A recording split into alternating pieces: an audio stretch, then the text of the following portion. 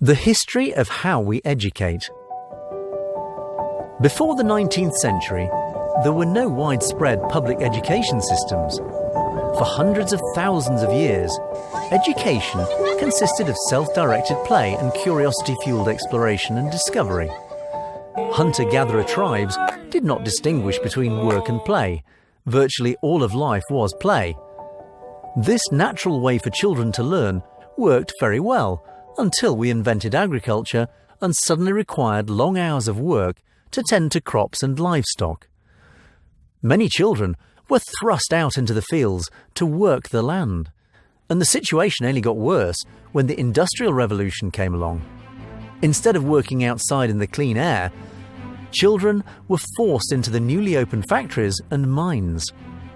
Children as young as 5 or 6 would be forced to work 12 to 16 hours a day, 6 days a week, without meals and in overcrowded, dimly lit conditions. Laughter, silliness, rebellion, and mischief often resulted in beatings, and thousands of children lost their lives due to exhaustion, diseases, and poor working conditions. In the mid-1800s, in the UK where these practices were common, laws were drafted in to set a minimum age of 10 for child labour, and the Education Act of 1880 introduced compulsory schooling for all children up until that age. The main goal of the public education system was to deliver good factory workers for the brave new world of industry. These factories did not require creative dreamers, but instead favoured individuals who displayed traits such as obedience, suppression of their own will, and unwavering respect for their masters.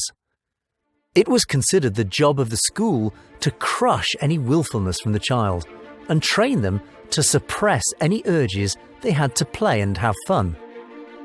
They were to be prepared to follow orders, dutifully carry out tasks, and develop tolerances for long hours of tedious work.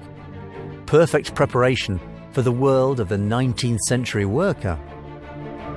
Pupils learned through endless repetition and memorization, and then they were repeatedly tested on what knowledge they had retained. Just as children never fully adapted to the factories and mines, schools always struggle to completely squash a child's natural drive to play and explore the world on their own. It was widely agreed that children needed to be forced to learn correctly. This was achieved via many different forms of punishments distributed for any behaviours that were deemed inappropriate. Many of those same harsh tactics to keep children in line within the factories and mines transitioned into schools and became intrinsic parts of our education systems.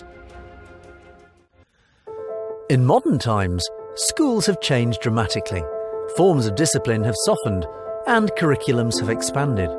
However, the way we teach our children is still very similar to the past, and echoes of that past ripple throughout school life. Perhaps you can remember a few from your school days.